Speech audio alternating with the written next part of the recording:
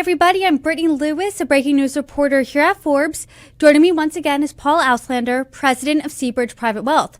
Paul, thanks so much for joining me.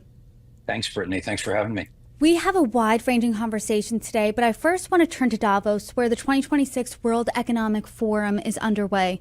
The main topics of conversation there are Trump, tariffs, and Greenland. Over the weekend, President Trump proposed tariffs on 8 NATO countries. These are countries who have backed Greenland in President Trump's push to acquire the territory. These countries face a 10% tariff on February 1st. That will be ratcheted up to 25% on June 1st and will remain that way until the United States reaches a deal to purchase the territory. So to start off the conversation, what are your thoughts?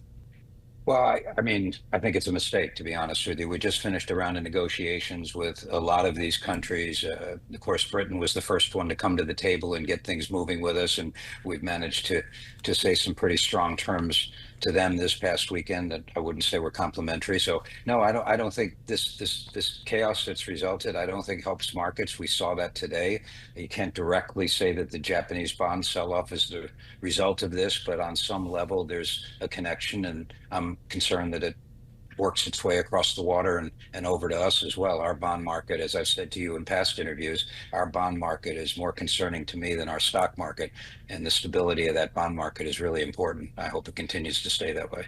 I want to talk about the market's reaction here to Greenland and these tariffs. I want to read the headline on Forbes.com. This was, if you visited the site this morning, this is what you saw. S&P 500 shed $750 billion, Greenland's estimated value on Trump's threats. And this obviously comes after President Trump threatened to impose those tariffs on those 8 NATO countries over his push to acquire Greenland. What does this mean for the everyday person? Yeah, well, I think for the everyday person, not that much, other than the ones that are looking at their statements on the 401k. This could be the genesis to the catalyst, rather, to the sell-off that people have been waiting for. I'm not sure that's going to happen, though. Our economy is still strong and continues to be strong. Earnings projections are up. I don't think this international chaos helps the situation. I've always felt that if we had any kind of protracted sell-off, it would be a self-inflicted wound. I'm not ready to diagnose it as being such now, but I think we're getting closer to those types of things. You know, there's many aspects that are going on besides what's happening on the international front. There's the protectionism that we see here in the form of interest rates on credit cards and on large companies buying real estate. Whether you like that or not, the fact is that it's the administration intervening in free market economics. This country really does well having a free market. I'd like to see that continue. I know you said at the start of the conversation that you believe the tariffs over Greenland are a mistake, and someone who certainly agreed with you on the stage at Davos is European Commission President Ursula von der Leyen. She said they were a mistake, and I also want to read you a quote that she said. The European Union and the United States have agreed to a trade deal last July, and in politics, as in business, a deal is a deal, and when friends shake hands, it must mean something. What do you think the economic impacts are of these tariffs when there were trade deals already in agreement to last year? What does this mean? You know, the most important language in international negotiations and relationships is the word trust, right? And it chips away at the trust that we've managed to establish with countries over the last, pick a number, 80 years with the advent of NATO after World War II. I don't think this helps those types of things at all. That's what I worry about. And I think we see that playing out just in the example of the Canadian Prime Minister, as we speak, making a deal with China in areas where they would have done that first with the United States. So it's wrong to think this way, that we are the strongest economy in the world, but we're not the only economy. And so eventually you can start to push your allies away from you, and I worry about that more than anything else. It seems like some of our allies are getting pushed away from us. Some have said at Davos, no, the United States is still a friend. We see them as an ally. Others not so much. When the Belgian Prime Minister said that the United States isn't behaving like an ally right now. Long term, does that concern you? I mean, what are the economic impacts of that? Well, it does concern me, and I mentioned to you off camera that I was born in Europe. I have a lot of relatives in Europe. I spoke to them over the weekend. I would use the term shell shock to describe them. Some of them are in pretty important positions in business and in politics, and all of them say the same thing. They're just stunned that they're being treated this way. And I think every one of them mentioned the same thing to me. They go back to the vice president's comments earlier this week, calling Denmark a bad ally. On a proportional basis, Denmark lost a lot of people in wars that they joined to help our causes, help international causes. So I don't think you throw around terms like that loosely. Bad allies is not a good way to continue to build trust. And if you call your friend or your ally a bad ally, I'm sure that doesn't do much to, strengthen that relationship and that bond. Do you see us headed towards a trade war with Europe? I really don't. I mean, it's too early to handicap that. I really don't, though. I think cooler heads will prevail. I think the Europeans and part of the leadership of the Europeans, you have the Macron camp that's basically mad at Trump and wants to teach him a lesson, which I don't think is a very good approach with Donald Trump. And then you have the other camp that wants to quietly whisper in his ear and talk to him. I think that latter camp will win out eventually, but I wouldn't be ready to call it a trade war yet. Again, and many people explain Donald Trump in this way. He has a unique negotiating pattern. What works in New York does not necessarily work in Belgium and in Paris, right? You can't insult your adversary and then expect to make a deal. In New York, that works. I lived there for many years. It doesn't always work in other places. And I want to talk about Macron's reaction. He said that the EU should respond by using a trade bazooka. That's what this anti coercion instrument is called. It's a response to what the EU sees as economic coercion. This means that the EU could retaliate against the United States with tariffs or restrictions to market access. If that's implemented, what are the long term impacts of that? Yeah, that's organized suicide for the European Commission. I don't think that makes any sense at all. And I think the Germans are already trying to talk the French off the ledge, which is kind of funny in a way, considering the history of those countries. But fact of the matter is that Germany and other countries, they've had their internal discussions. I think just like with President Trump, these are also negotiating positions on the European side. I look at something a little deeper than this. We have some real problems out there. Ukraine should be front and center in many of these people's minds in Davos. Instead, that's taken a back seat. Those poor people who are really tough in Ukraine are fighting for their lives in terms of this winter and the way that the Russian continues to bomb them incessantly, whereas we're focusing on these other things, which I think are important from a trade perspective, but not the human life issues that Ukraine is facing. I would have hoped that would have gotten more coverage than this stuff.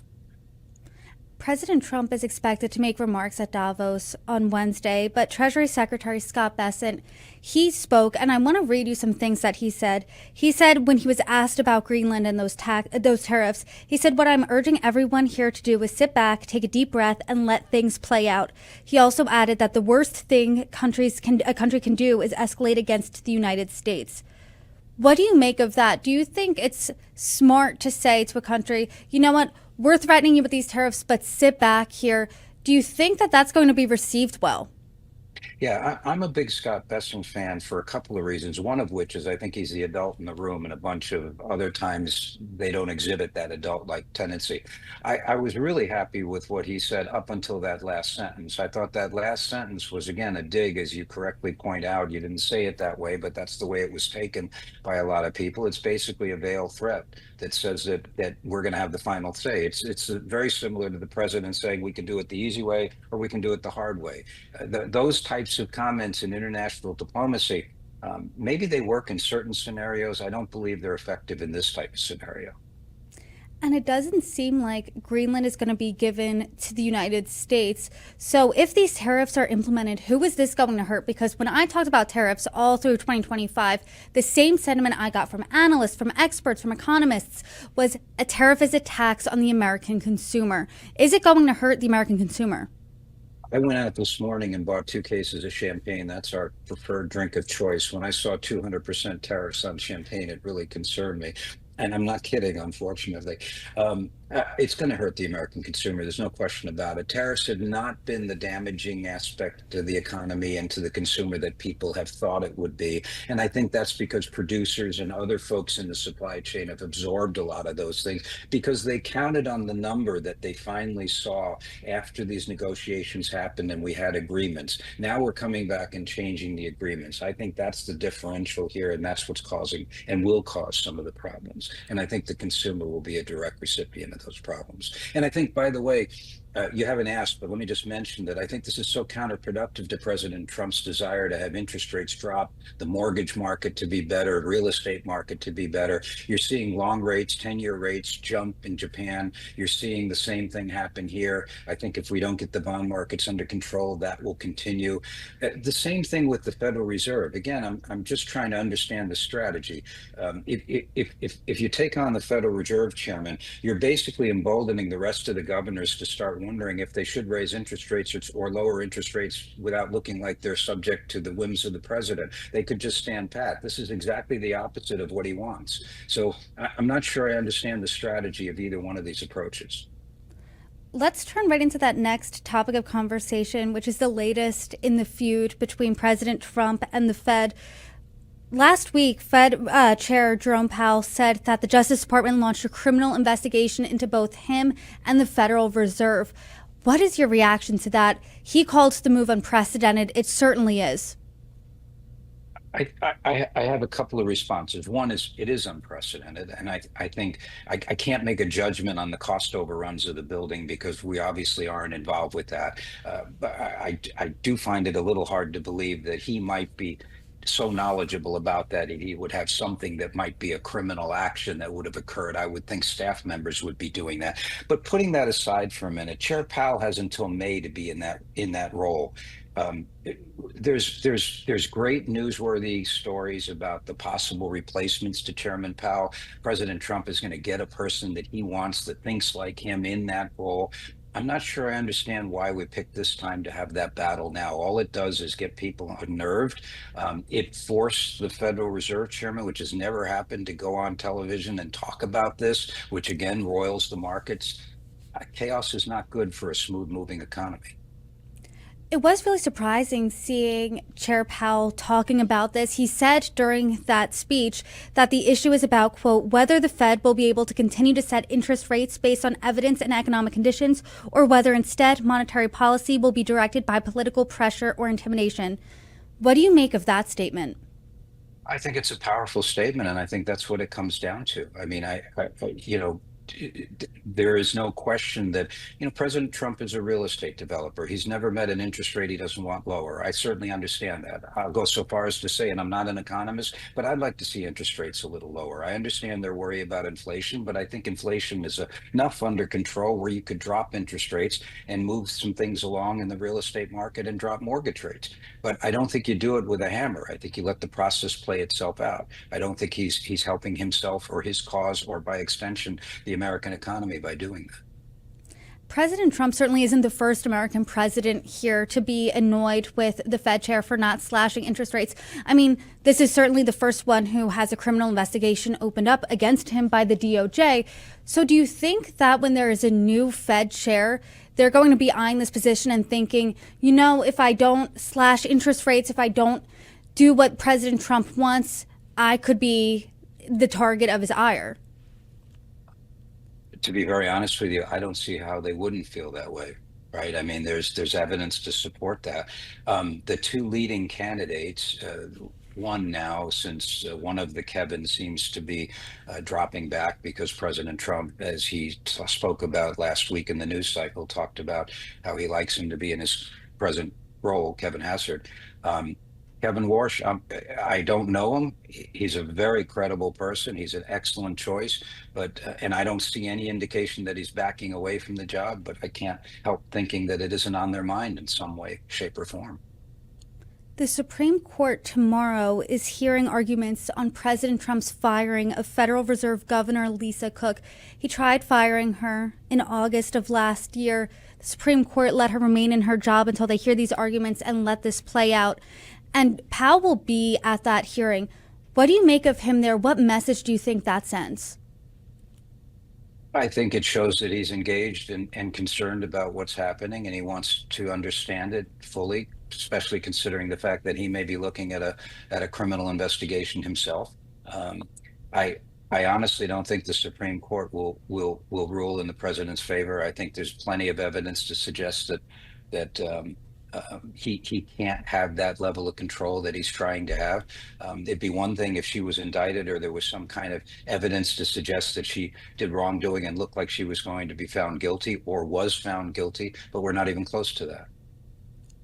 Do you think Powell will stay on as a governor because his time as chairman is almost up? It'll be up in May, but he can stay on the Fed as governor until 2028. Do you think he'll do that? I think now he certainly will do that. I'm not sure what he was thinking prior to this, but I think now he will. He comes across as a very scholarly, gentlemanly, almost grandfatherly like person. But folks that I know that know him, he comes from the private equity world. This is a tough, steely guy with he's highly intelligent and he's worked very hard at his job. And I think there's a legacy issue here, and I think he doesn't want to be looked at as somebody that was bullied out the door. So yeah, I think he stays. And I think again, if you're President Trump and you want a board that represents your feelings, not being so independent, but your feelings about things, all he did was guarantee that he has one less chair to fill by now Chair Powell, then former Chair Powell staying on board. I think he'll stay. We're talking about the independence of the Fed here. We're talking about potentially more tariffs when trade agreements were already put in place. We're talking about the United States acquiring Greenland. And what we should be talking about really is affordability, because that's a large reason why President Trump won in 2024. Americans still say that that's the top issue that they're facing. I mean, where do you think all of this fits in the affordability conversation? I think your point's excellent. It doesn't, right? It doesn't. If anything, it's having the opposite effect. It's making it more difficult for young folks to buy houses because prices aren't coming down on the real estate and mortgage rates aren't declining. Two things that need to happen in order for young families to afford homes. So that's number one. Number two, while inflation has dropped, food prices are up. I do the shopping in my family on Saturdays. I mean, thankfully, I'm in a position where it doesn't really matter, but I notice. I noticed that I last week I spent 200 and this week it's 225. So you see it. So yeah, I think there should be some effort towards that as opposed to a lot of this other. I think it's basically distractions, to be honest with you. That's not what they should be doing. It's distractions. And to that point, President Trump will be speaking at Davos. Do you think there will be a lot of saber rattling? Do you think he'll be talking about affordability at all? I mean, I know we don't have that crystal ball, but what do you think his messaging needs to be? I, I'm I'm very curious what that whole reception is going to be like, and I'm very curious to what that message will be. And I don't see it being an affordability discussion at all. I see it as a reminder by President Trump as to all the good things he's done, and also reminding them of what happens if you cross them. I'm worried about that. I think that would be an abject disaster for that meeting. I'm hoping he doesn't do that, but it's possible. Well, there's certainly a lot to look out for. And Paul, I appreciate the conversation once again. You are welcome back anytime. Thanks for joining me. Thank you, Brittany. Have a great day.